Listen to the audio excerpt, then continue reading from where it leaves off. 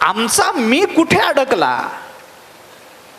आम्ही कुठल्या तरी उपाधीला आम्ही मी म्हणतो आहोत का? ज्ञानी जेव्हा कर्मातलं करते पण स्वतःकडे घेत नाही तेव्हा तो कोणत्या हेतूने घेत नाही, आणि आम्ही जेव्हा केलेल्या कर्माचं करते पण आमच्याकडे घेतो त्यावेळेला ते कोणत्या हेतूने घेतो, यामध्ये प्रतिबंध काय आहे? मला मी माझा कळत नाही याचं मुख्य कारण माझं अज्ञान, मीच असलेलं अज्ञान किंवा विपरीत ज्ञान जे काही असेल ते. मग या कर्माचं बंधन जर प्राप्त होऊ नये असं वाटत असेल तर काय केलं पाहिजे? ज्ञानाशिवाय दुसरा मार्ग नाही आहे. तमेव विदित्वा अतिमृत्युमेति नान्यः पंथा विद्यते अयनाय. तमेव विदित्वा अतिमृत्युमेति न अन्यः पंथा, दुसरा मार्ग नाही आहे याच्यापेक्षा. या सगळ्याला ओलांडून पलीकडे जायचं असेल, अमृत स्वरूपाला प्राप्त व्हायचं असेल तर ज्ञानाशिवाय दुसरा मार्ग नाही. त्या ज्ञानाकरता काय करावं लागेल? अंतःकरण शुद्ध व्हावं लागेल. आणि शुद्ध अंतःकरण होण्याकरता अहंकार सोडावा लागेल, कर्मफलाची आसक्ती सोडावी लागेल, आणि केलेलं कर्म भगवंताला समर्पित करावं लागेल तर ते होईल. कर्मफळ ईश्वरी अर्पे तत्प्रसादे बोध उद्दीपे तेथ रज्जुज्ञाने लोपे व्याळ शंका. ज्ञानोबराय बोलतात, कर्मफळ ईश्वरी अर्पे, आपण केलेलं कर्म भगवंताला समर्पित करता आलं पाहिजे. यत करोशी यद अश्नासी यद जुहोसी ददासी यत तपस्यसी कौंतेय तत्कुरुष्व मदर्पण. तुकोबरायांनी म्हटलं, जे जे काही करीतो देवा ते ते सेवा समर्पे, भेद नाही सर्वात्मना नारायणा तुझ मज. आम्ही केलेलं कर्म आपल्याला भगवंताला समर्पित करता आलं पाहिजे.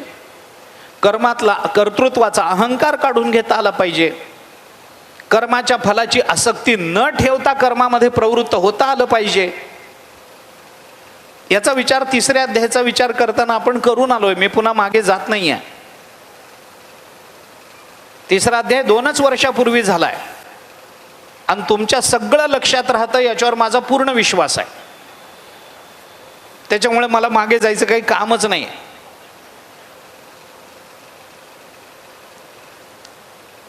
नाही कश्चित क्षणमपि जातो तिष्ठत्य कर्मकृत. कर्माशिवाय तर क्षण जात नाही. कर्म केलं तर फल तर भोगावंच लागतं. या सगळ्या अपरिहार्यतेमधून कर्म केल्याशिवाय क्षण जात नाही, अपरिहार्यता आहे. केलेलं कर्म भोगावंच लागतं, अपरिहार्यता आहे. ते ज्याचं त्याला भोगावं लागतं, ही अपरिहार्यता आहे. या सगळ्या अपरिहार्यतेतून, कर्माच्या सगळ्या सिद्धांतातून आपल्याला रस्ता काढून जर ज्ञानापर्यंत पोचायचं असेल तर याच्याकरता ज्या पद्धतीनं कर्म करणं आवश्यक आहे त्याच्यातला मुख्य विषय आहे तो म्हणजे अंतःकरणामध्ये निर्माण झालेला निष्काम भाव. हा महत्वाचा. कामना रहित होणं. प्राप्तार्थ झाले जे निष्कामता पावले तया कर्तव्य असे उरले लोका लागी. अशा निष्कामतेतून जे कर्तव्य तो पार पाडत असतो. कारण होतं काय, कर्माच्या संबंधामध्ये कर्म ही संज्ञा कोणत्या क्रियेला लागते? एक जाता जाता बोलतो. कर्म ही संज्ञा कोणत्या क्रियेला लागते? ज्या क्रियेतून पाप किंवा पुण्य उत्पन्न होतं त्या क्रियेलाच कर्म म्हणा. नाहीतर कर्म म्हणायचं कारण नाहीये त्याला. ज्याच्यातून पापही उत्पन्न होत नाही पुण्यही उत्पन्न होत नाही त्याला कर्म असं म्हणताच येत नाही. त्याच्याकडून क्रिया झाली असेल पण ती फलद्रूप होत नाही, कारण पापही नाही पुण्यही नाही. अहंकाराचा त्याग केला. 18व्या अध्यायामध्ये पुढे तो विचार बोलून दाखवलाय भगवंतानी. यदहंकारम आश्रित्य, जर तू अहंकाराचा आश्रय केलास तर तू मेलास म्हणून समज. पण जर तू अहंकाराचा त्याग केलास तर या सगळ्या जगाला तू मारून टाक. हत्वापि स इमान लोकांना हंतीन निबध्यते. तू मारल्यासारखं होत नाही. म्हणजे अहंकाराच्या त्यागातून कर्म ही संज्ञाच बाधित होऊन जाते थोडक्यात. आणि असं जर होत असेल तर कर्तेपणाचा अहंकार न घेता कर्म करणं त्या निष्कामतेनं कर्म करणं अर्जुना हे जास्त महत्वाचं आहे. अशाने काय होतं? अंतःकरण शुद्ध होतं. शुद्ध अंतःकरणामध्ये ज्ञान प्राप्त होतं.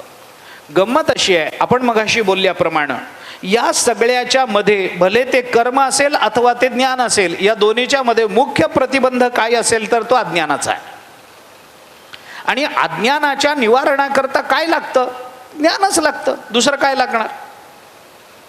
ज्या पदार्थाचं अज्ञान असतं ते त्याच पदार्थाच्या ज्ञानानं निवृत्त होतं. हा वेदांताचा नियम आहे. माझ्या अंतःकरणामध्ये व्याकरणाचं अज्ञान असेल तर ते भौतिकशास्त्राच्या ज्ञानाने जाणार नाही ना. माझ्या अंतःकरणामध्ये रसायनशास्त्राबद्दलचं जर अज्ञान असेल तर ते गणिताच्या ज्ञानाने जाणार नाही ना. ज्या पदार्थाचं अज्ञान असतं ते त्याच पदार्थाच्या ज्ञानानं निवृत्त होणार आहे. आमचं अज्ञान जर मीच्या स्वरूपात असेल तर मीच ज्ञानच आमच्या अज्ञानाची निवृत्ती करेल. आणि याच्याकरता ते अज्ञान एकदा निवृत्त झालं की त्या अज्ञानाच्या निवृत्तीतून मग काय अवस्था प्राप्त होते याचा विचार भगवंतानी पुढे बोलून दाखवला. भगवंतानी कर्मयोगातूनच ज्ञानयोग संपादन करता येतो, पण ज्ञानयोग हे याचं फल काय आहे, त्याच्यातून प्राप्त होणारी अवस्था काय आहे, हे जोपर्यंत समोर उभं केलं जात नाही तोपर्यंत कर्मयोगाकडे माणसाची प्रवृत्ती होत नाही.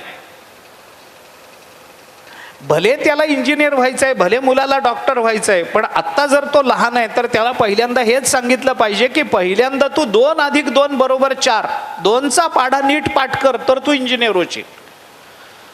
आता 2चा पाढा ज्यांना ज्यांना पाठ आहे ते सगळे इंजिनियर आहेत का? सुदैवानं नाहीत,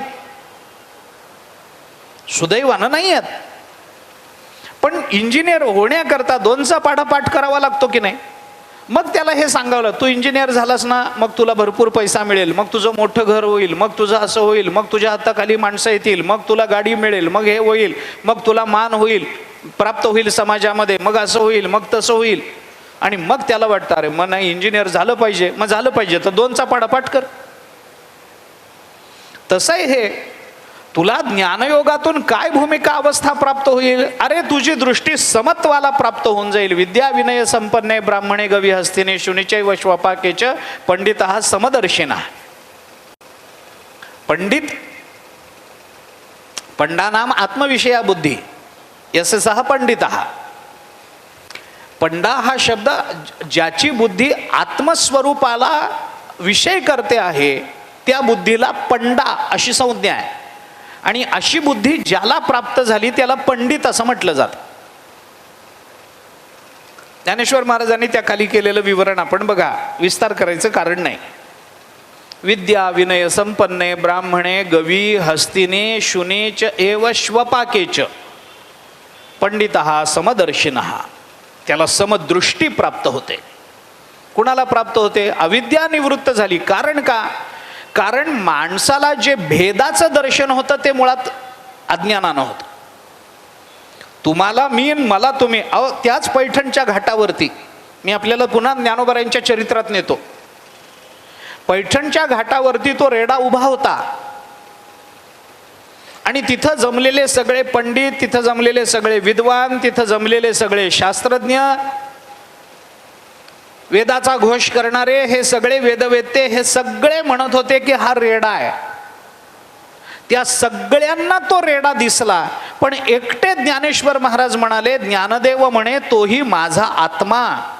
सगळ्यांना रेडा दिसला पण ज्ञानोबरायांना रेडा न दिसता तो आपला आत्मा दिसला.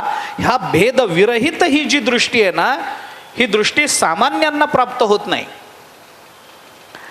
जिथं जिथं भेद निर्माण करणारी उपाधी आहे, उपाधी निर्माण करणारी अविद्या आहे. जिथं जिथं अविद्या आहे तिथं तिथं उपाधी आहे, जिथं जिथं उपाधी आहे तिथं तिथं भेद आहे. म्हणून जिथं जिथं अविद्या आहे तिथं तिथं भेद आहे. अज्ञान आला की भेद आला. बरं, भेद ही सुद्धा एक व्यवस्था आहे. कालांतराने जेव्हा ज्ञानापर्यंत मनुष्य जातो तेव्हा तो भेदही हळूहळू निवृत्त होतो. उठतीया आत्मप्रथा हे भूतभेद व्यवस्था मोडीत मोडीत पार्था वास पाहेतो. पाटीवरील अक्षरे जैसी पुसता येती करे, तैसी हरपती भेदांतरे तयाची येदिटी. ज्ञानोबराय बोलतात 18व्या अध्यायामध्ये. त्याच्या दृष्टीला ही भेदांतर हळूहळू निवृत्त होतात. एकदम ज्ञान झालं सगळं एकदम दिसलं असं नाही आहे. हरपती ते जातात, भेद निवृत्त होतात. पण ते भेद निवृत्त होण्यासाठीच भेद आहेत. कुठलाही भेद टिकून राहत नाही, कुठलाही विभाग हा टिकून राहत नाही. ते भेद निर्माण होणं, ते भेद निर्माण करणं, कुठले विभाग निर्माण करणं ही एका काळाची व्यवस्था असते, हे लक्षात घेतलं पाहिजे. ती एक व्यवस्था आहे, ती कायमची व्यवस्था नाही आहे. आणि कोणतीही व्यवस्था एका विशिष्ट कार्यपूर्तीच्या हेतूने सिद्ध केली जाते. कार्याची पूर्ती झाली की ती व्यवस्था संपली. तुम्ही कुठेही बघा, आपल्या घरामध्ये लग्न असतं. आपल्या घरात लग्न आहे, 3-4 भाऊ आहेत, एका घरामध्ये राहतात, त्यांच्या 4 बायका आहेत, आई आहे, वडील आहेत, मुलं आहेत. त्यातल्या एका मुलाचं मुलीचं कोणाचं तरी लग्न आहे. घरामध्ये लग्न आहे म्हटल्यानंतर मग घर एकच आहे, एकत्र कुटुंब आहे, एकच घर आहे. पण मग आता ते लग्न व्यवस्थितपणाने पार पाडलं पाहिजे. त्याच्यामध्ये काही प्रतिबंध अडचण नाही आली पाहिजे, कोणी नाराज नाही झालं पाहिजे, अमुक नाही झालं पाहिजे, पैशाचा अपव्यय नाही झाला पाहिजे, सगळं व्यवस्थित झालं पाहिजे. याच्याकरता म्हणून मग घरामध्ये बैठक भरते. आणि आता आपल्या मुलीकडेचं लग्न आहे, मग काय करायचं? मग ते 4 भाऊ सांगतात, एपा तू आहेराचं बघ, तू जेवणाचं बघ, तू अमक्याचं बघ, तू पाहुण्यांचं बघ, तू येण्या जाण्याचं बघ, तू ह्याचं बघ. मग ती मुलं हाताशी आलेले असतात, त्यांना सांगतात, आलेल्या लोकांचं तुम्ही हे बघा, तू त्या मुलीकडे लक्ष दे, तू त्या तिच्या सासरच्या लोकांकडे लक्ष दे, तू तिकडचं बघ, तू इकडचं बघ. आता एकच कुटुंब असताना हे वेगळे पण का तयार केलं? तू जेवणाचं बघ, तू आहेराकडे बघू नकोस, हा विभाग का तयार केला? तो विभाग म्हणजे एक व्यवस्था असते, ही एक व्यवस्था आहे. कशा करता? लग्न व्यवस्थित पार पाडलं जावं याच्याकरता. हे विभाग कशातून केले गेले? एकाच कुटुंबातून केले गेले. मग त्यांनी असं नाही म्हणायचं की मला आहेराचंच दिलं, मला काही पाहुण्यांकडे यूज दिलं नाही, ही तक्रार त्यांनी नाही करायची. कारण का? त्या दोघांनीही त्या त्या व्यवस्था स्वीकारण्याच्या मागे लग्न व्यवस्थित पार पडलं पाहिजे, आपल्या कुठे परंपरेला किंवा आपल्या कुळाच्या प्रतिष्ठेला धक्का नाही लागला पाहिजे, सगळं अलबेल झालं पाहिजे. याच्याकरता म्हणून जर त्या व्यवस्था असतील तर या व्यवस्था एका विशिष्ट उद्देशानं निर्माण कराव्या लागतात. तो उद्देश संपला की त्या व्यवस्थाही संपल्या. लग्न झालं, सगळं झालं, मुलगी सासरी निघून गेली, 1-2 महिने झाले, आणि तरी जर हा म्हणायला लागला नाही नाही मी आता इतर बघणार नाही, मी फक्त आहेराचंच बघीन. आता कसला आहेराला? झालं ना, लग्न झालं, सगळं संपलं, आहेर संपले, पाहुणे संपले, सगळं संपलं. आता कोणताही भेद, कोणतीही व्यवस्था ही एका विशिष्ट उद्देशाने केली जाते. म्हणून ज्ञानोबारांनी त्याला भूतभेद व्यवस्था असा शब्द वापरला. हा भूतमात्रांमध्ये जो भेद केला जातो ही एक व्यवस्था आहे, तेवढ्यापुरती मर्यादित असते. एकदा ज्ञान झालं, कोण कुणाचा भेद मानणार आहे? ज्ञानोबाराय म्हणतात रेडा म्हणजे माझा आत्मा आहे. नामदेवराय कुत्र्याच्या मागे तुपाची वाटी घेऊन धावले त्याला परमात्मा म्हणून. नाथ महाराजांनी गाढवाला पाणी पाजलंय. तुकाराम महाराजांच्या अंगावर चिमण्या बसल्या. आपल्याला चरित्र माहितीत नाही सगळी. आदर्श घेताना संतांचा घ्यावा, हो, तुकोबारायांचा आदर्श घ्यावा, चोखोबारायांचा घ्यावा, गोरोबा काकांचा घ्यावा. ज्ञानोबाराय, नामदेवराय, नाथ महाराज यांचा आदर्श असतो. तुकोबाराय भजन करून संध्याकाळी घराकडे निघाले होते आणि तुकोबारायांची चाहूल लागल्यामुळे चिमण्या उडाल्या. चिमण्या रस्त्यावर बसलेल्या, पिकावर बसलेल्या चिमण्या तुकोबारायांची चाहूल लागल्यामुळे उडाल्या. त्याचं तुकोबारायांना वाईट वाटलं. आता चिमण्या उडण्यामध्ये वाईट काय? वाईट काय? त्या बिचारे घाबरून उडाल्या, माणसाची चाहूल लागली, चिमणी उडून गेली, तिला जीवाचं भय आहे, उडून गेली, त्याच्यात वाईट वाटण्यासारखं काय? पण तुकोबारायांना वाईट वाटलं. बरं, ते तुकोबारायांनाच वाईट वाटू शकतं, आम्हाला वाटत नाही. चिमण्या उडाल्या नसत्या तर आम्हाला वाईट वाटलं असतं. मी येऊन चिमणी उडत नाही म्हणजे काय? पण तू येऊन सुद्धा चिमणी सुद्धा उडत नाही. असा तुझा अधिकार. पण तुकोबारायांना वाईट वाटलं. तुकोबारायांनी देवाला प्रार्थना केली, देवा चिमण्यांच्या बद्दल माझ्या अंतःकरणात द्वेष आहे का? नाही. चिमण्यांच्या अंतःकरणात माझ्याबद्दल द्वेष निर्माण होण्याचं काही कारण आहे का? काही नाही. माझ्या अंतःकरणामध्ये सर्व भूतमात्रांबद्दल समत्व भाव प्राप्त झाला. चिमण्या का उडाल्या सांगा? अवघी भूते साम्य आली देखिली म्या काही होती, विश्वास तो खरा मग पांडुरंग कृपेचा. तुकोबारायांचे अभंग आहे या प्रकरणावरती. माझ्या मनामध्ये काही द्वंद्व नाही, माझ्या मनामध्ये भेद नाही. चिमणीला मी माझा आत्माच मानतो. मग चिमण्या मला बघून का उडाल्या? देवाजवळ प्रार्थना केली आणि मग त्या प्रार्थनेनं संतुष्ट होऊन त्या सगळ्या चिमण्या जेव्हा तुकोबारायांच्या अंगावर येऊन बसल्या, तेव्हा तुकोबारायांना वाटलं हां आता बरं झालं, हे बरोबर. कशा करता मी आपल्याला हे सांगतो की जोपर्यंत अज्ञान आहे तोपर्यंत ही भेद व्यवस्था आहेच आहे. आम्हाला भेद भेद म्हणूनच जाणवणार आहे. तो जड चेतनातला भेद असेल, तो स्त्री पुरुष भेद असेल, तो व्यक्ती व्यक्तीतला भेद असेल, तो सजातीय असेल, तो विजातीय असेल, कसा का असे ना, पण भेदाची आम्हाला जाणीव आहे. आम्हाला डोळ्याला दिसताना सगळं वेगवेगळं दिसतं. हा पांढरा रंग आहे, हा काळा रंग आहे, हे फूल आहे, हे अमुक आहे, इकडं पुरुष बसले, तिकडे स्त्रिया बसल्या आहेत, हे अमकं चाललंय, ते तमकं चाललंय. आम्हाला सगळं कळतं. आमच्या डोळ्याला जे दिसतं ते वेगवेगळं दिसतं. पण संतांच्या डोळ्याला काय दिसतं? जे जे दृष्टी दिसे ते ते हरिरूप. पूजा ध्यान जप ते असे नाही. नाथ महाराजांनी हरिपाठामध्ये सांगितले, आत्मत्वे वेठीला होये तो जया तया दृश्या ते पाहे, ते दृश्य दृष्टेपणेशी होत जाये तयाचे चिरूप. 18वा अध्याय ज्ञानोबराय बोलतात, बघून घ्या. एकदा आत्मस्वरूपाची जाणीव झाली, कोणताही भेद भेद म्हणून राहत नाही. सगळं समानत्वानं प्रतीतीला यायला लागतं. अविद्या आम्हाला भेद करायला भाग पडते. उपाधी आम्हाला भेदात आणते. एक असतं त्याला दोन दाखवणं हे उपाधीचं काम आहे. पण दोन दिसत असूनही त्याच्यातल्या एकत्वाची प्रतीती घेणं हा ज्ञानाचा परिणाम आहे. म्हणून रेडा आणि माणूस हे दोन वेगळे दिसत असताना सुद्धा ज्ञानोबराय म्हणाले की तो कदाचित तुम्हाला वेगळा दिसत असेल, पण स्वरूपानं तो माझा आत्मा आहे. माझा आत्मा तो, याच्यामध्ये अंतर नाही आहे. म्हणून सगळ्या संतांच्या चरित्रामध्ये आपल्याला अशा पद्धतीच्या कथा दिसतात. रामेश्वरून आणलेलं पाणी गाढवाच्या मुखामध्ये घातलं नाथ महाराजांनी. काय म्हणून घातलं असेल?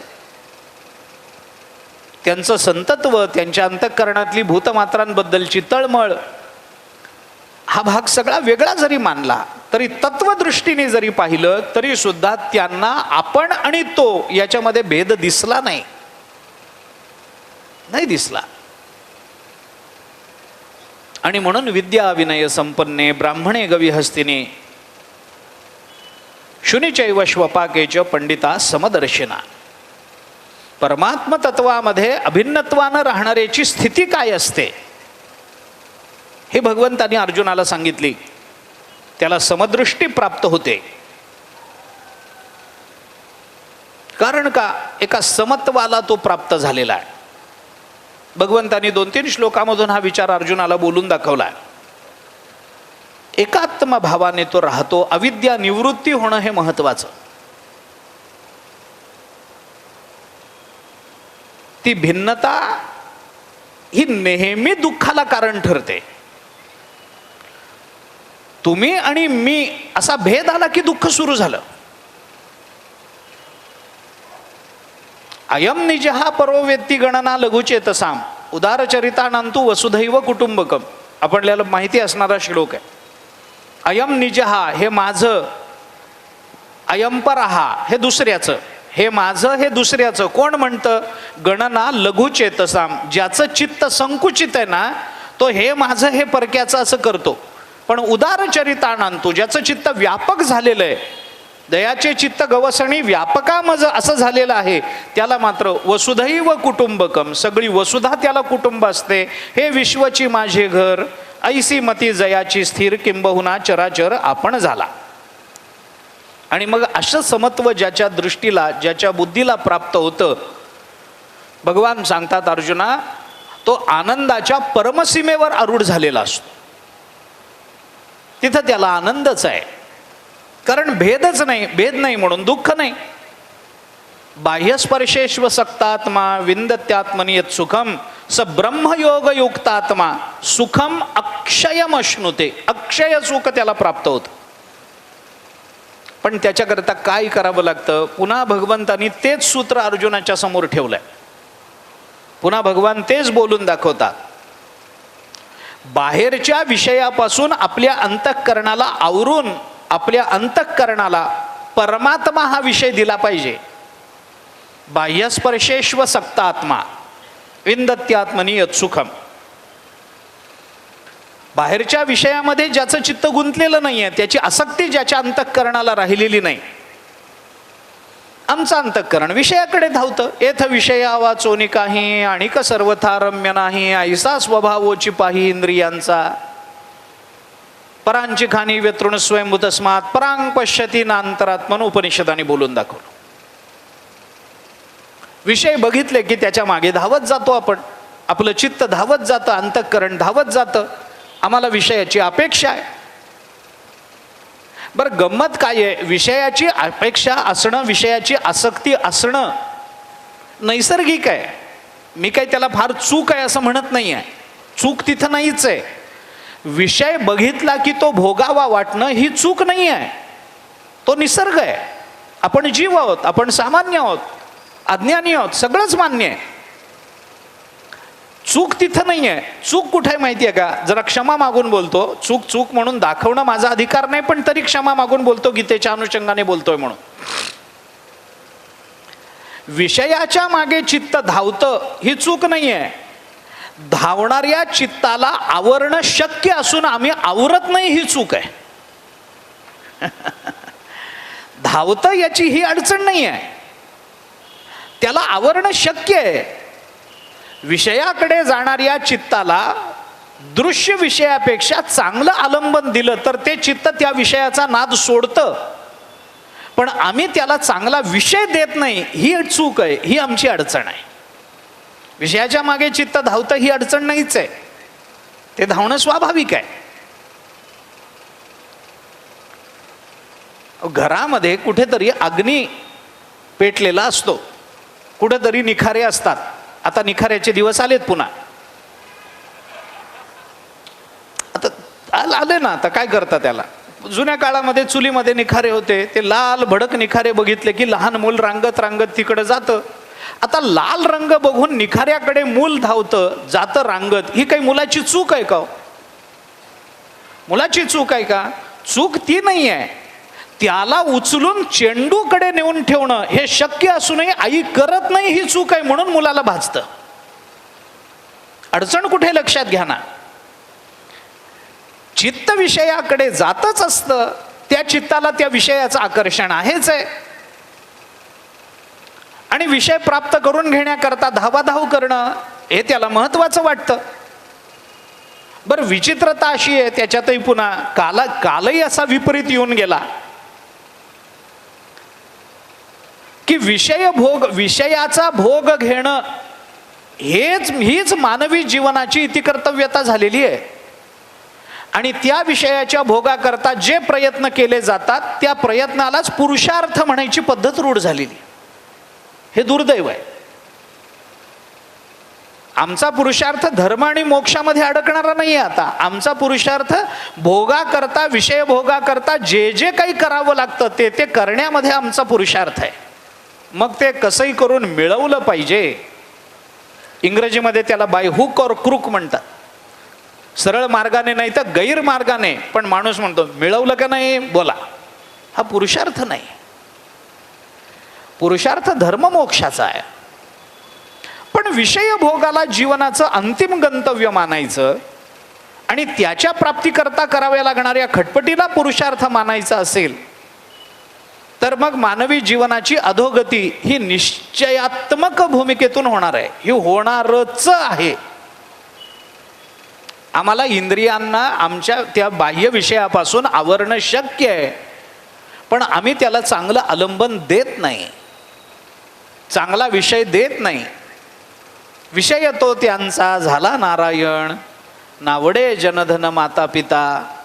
असं जर आम्हाला करता येत असेल, आम्हाला जर त्या इंद्रियांना परमात्मा हा विषय देता येत असेल, नाम हा विषय देता येत असेल, तर या विषयामध्ये इतकी गोडी आहे की जगतातले सगळे विषय एकत्रित केले तरी या गोडीची बरोबरी होऊ शकत नाही, इतकी गोडी त्याच्यात आहे.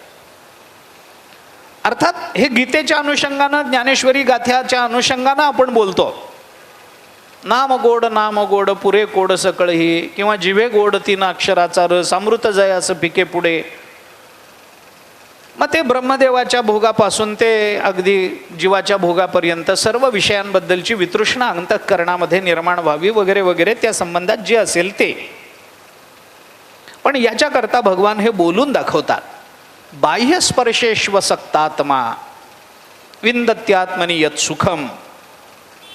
जो साधक बाह्य विषयामध्ये आसक्त न राहता जो केवळ आतमध्ये वळालेला आहे.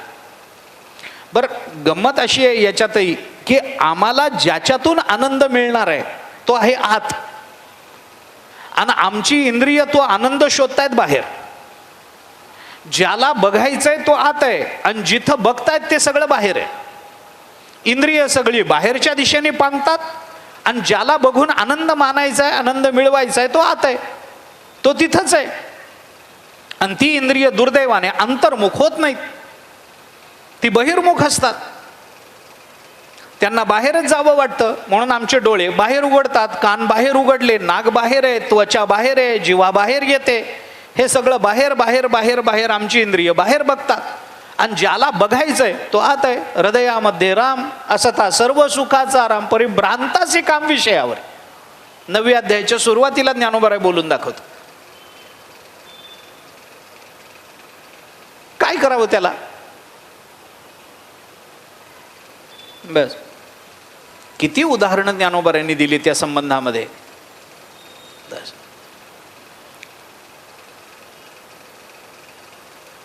मोहे दृष्टांत सांगण्याचं, पण किती सांगायचे, पुढे जावं लागतं म्हणून जातो. असा जो कोणी महात्मा आहे तो कसा आहे? स ब्रह्मयोग युक्तात्मा सुखम अक्षयम अश्नुते. त्याला अक्षय सुखाची प्राप्ती होते.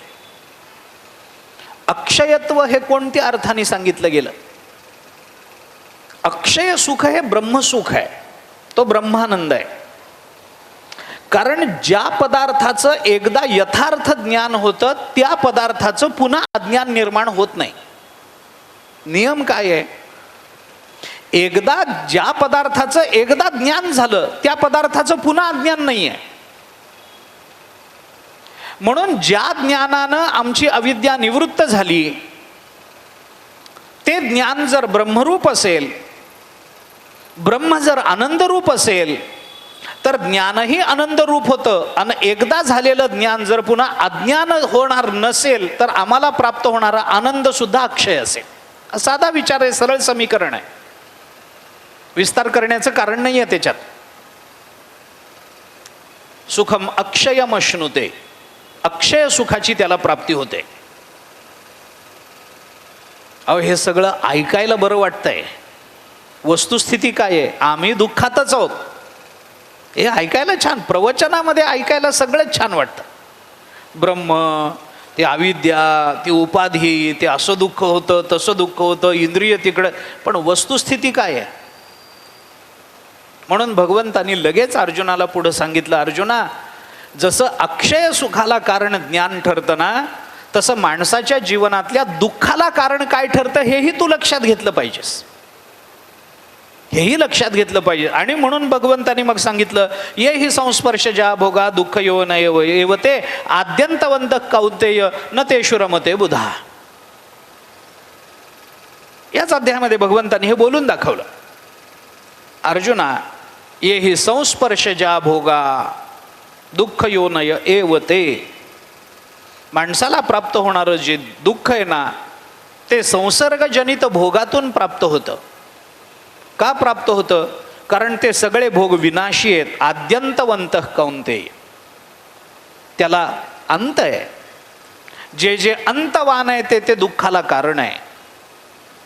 ज्याचा ज्याचा शेवट होतो, ज्याचा ज्याचा नाश होतो ते ते दुःखाला कारण ठरतं.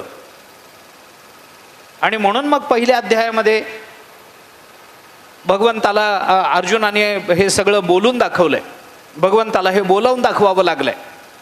नंतर पुन्हा पुन्हा दुसऱ्या अध्यायामध्ये पुन्हा बोलून दाखवावं लागलं. दुसऱ्या अध्यायामध्ये तर स्पष्ट आहे, जातस्यहि ध्रुव मृत्युर्ध्रुवम जन्म मृतस्य च तस्माद अपरिहार्य अर्थे नत्वम शोचितुम अर्हसि. हे श्लोक करण्याचं कारण नाही. अशोचानंद व शोचस्त्वम प्रज्ञावादंश भाषसे गतासून गतासूंश्च नानुशोचन्ति पंडिता गतासून अगतासूंश्च. जे जाणार आहे त्याचं दुःख काय करायचं आहे? काय करायचं? जाणारच आहे. आम्ही किती म्हटलं तरी देह जाणारच आहे. पण देहपाताचं दुःख आहे की नाही माणसाला? सगळ्यात मोठं भय माणसाच्या जीवनामध्ये कशाचं असेल तर ते मरणाचं आहे. मी मरतो या भीतीनं सगळं चालू आहे. मी बोलू स्पष्ट, अहो आमचा परमार्थही त्याच भीतीनं चालू आहे. तुम्हाला पटेल नाही तर न पटेल, आमचा परमार्थही मी मरतो याच भीतीनं चालू आहे. त्याच्यासाठी चालू. माणसाला सगळ्यात मोठं भय त्याच आहे, मरण. बर, आम्हाला भय वाटतं म्हणून ते येणारच नाही का? वाघ म्हणलं तरी खातो, वाघोबा म्हणलं तरी खाणारच आहे, वाघ दादा म्हणलं तरी खाणारच आहे, वाघ महाराज म्हणलं तरी वाघ खाणारच आहे. तुम्ही त्या मरणाला काही भ्या नाही तर न भ्या, ते संपायचं ही गोष्ट खरी आहे. मरण तर आहेच आहे, आम्हाला त्याचं भय आहेच आहे. अहो आता प्रवचनाला येताना आपण चप्पल घालून आलो, बाहेर चप्पल सोडली असेल कुठे. का चप्पल घातली असेल बरं तुम्ही? अनवाणी चालता येत नाही? येतं, मग चप्पल का घातली असेल? काही नाही, जाता जाता एखादी काच घुसली, मध्ये अडकून पडली, त्याचं खुरूप झालं, ते वाढत गेलं, पाय कापूनही उपयोग झाला नाही, तर मग मी मरण ना, चप्पल घाला. म्हणजे चप्पल घालण्यासारखी सामान्य क्रिया सुद्धा मनुष्य मरणाच्या भीतीने करतो. सामान्य क्रिया, आम्ही चप्पल घालून प्रवचनाला आलो, सामान्य क्रिया आहे. पण आमच्या मनामध्ये त्याचं जे भय आहे ना, ते मरणाचं भय आहे. तिकडं मला जायचं नाही. जे जे अंतवान आहे ते ते माणसाच्या दुःखाला कारण आहे. पण ते अंतवान आहे हेच दुःखाला कारण नसण्याचं मुख्य कारण आहे. माझं बोलणं जरा गोंधळात टाकणार आहे. जे जे अंतवान आहे ते ते दुःखाला कारण आहे. अरे मग त्याचं दुःख काय करायचं? ते अंतवानच आहे. जे संपणार आहे ते संपणारच आहे, त्याचं दुःख काय करायचंय? पैसे संपले की माणसाला दुःख वाटतं, मग ते संपूच नाहीत का? मग खर्च करू नका, उपाशी मारा. चालतं का? चालत नाही ना. ते खर्च तर करावेच लागतात. खर्च केले की वाईट वाटतं, वाईट वाटतं म्हणून खर्च करू नका, तरी उपाशी मरायचंच आहे. मग दोन्हीकडे जर मरायचंच, काय करावं? असं आहे ना, दुःखाला कारण ते संपणारच आहे ना, जाणारच आहे ना. मग त्याचं दुःख केल्याने ते काही राहणार आहे का? भगवान म्हणतात अर्जुना, ये ही संस्पर्शजा भोगा. कशाचा संस्पर्श होतो? मात्रा स्पर्श असतो कौंतेय. संस्पर्शाच्या भोगा म्हणजे काय? इंद्रिय आणि विषयाचा जिथे संयोग होतो त्या स्पर्शातून जे सुख निर्माण होतं ते माणसाच्या दुःखाला कारण होतं. तेच भगवंताने आधी सांगितलंय, मात्रा स्पर्शास्तु कौंतेय शीतोष्ण सुख दुःखदा. कसं आहे? आद्यंतवंत कौंतेय इथं म्हटलंय, आगमा पायिनो नित्यस्तांस्ते दीक्षस्व भारत, हे तिथं म्हटलंय. एवढाच फरक आहे, मुद्दा तोच आहे. म्हणून इंद्रिय आणि विषयाच्या संयोगातून माणसाला जे सुख मिळतं ते सुख मर्यादित आहे. त्याला खऱ्या अर्थाने सुख म्हणावं असंही नाहीये, तो सुखाभास आहे. एका अर्थाने जर बघितलात तो सुखाभास आहे. पण माणसाला सुखाच्या आभासाचाही विचार करता येत नाही. आपल्याला वाटतं नाही हेच सुख आहे, चांगलं जेवण झालं सुख आहे, भूक लागली होती, चांगलं जेवण मिळालं, चांदीचं ताट होतं, चंदनाचा पाट होता, उदबत्त्या लावलेल्या होत्या, समया लावलेल्या होत्या, अन्न सगळं चांगलं होतं, बासमती तांदूळ होते, हे चांगलं होतं, 5 पक्वान्न केलेली होती, सगळं मान्य आहे. पोटभर मनुष्य जेवला, सुख आहे की नाही? आहे की नाही? आहे ना, कबूल केलंच पाहिजे. भूक लागलेल्या माणसाला अन्न मिळणं हे सुखच आहे, प्रश्नच नाही. पण मुद्दा हा आहे की ही सुखाची भावना किती टिकली, किती टिकली. अहो, ही सुखाची भावना नव्हतीच, टिकायचा प्रश्न येतोच कुठं? जेवायला बसला तेव्हा भूक लागली याचं दुःख होतं. जेवण सुरू झाल्यावर अजून मिळालं पाहिजे याचं दुःख आहे. आणि जेवण झालं की संपलं याचं दुःख आहे. मग सुख होतं कुठं जेवणात? तरी पोट भरल्याचं सुख आहे माणसाला. पैसे नव्हते तेव्हा नाही म्हणून दुःख होतं. मिळाल्यावर आता टिकतील का याचं दुःख आहे. आणि पैसे गेले की गेले याचं दुःख आहे. मग कुठे सुख? आये दुःखम व्यये दुःखम धिग अर्थ कष्ट संश्रय आहे की नाही? ही वस्तुस्थिती आहे की नाही? याचा अर्थ तुम्ही पैशाचा नाद सोडून द्या हे सांगायला मी बसलो नाही इथं. तुम्ही नाद कराच त्याचा, माझं काहीच म्हणणं नाही आहे. भरपूर पैसे कमवा, काहीच म्हणणं नाही. एक कवडी दुसऱ्याला देऊ नका, काहीच म्हणणं नाही.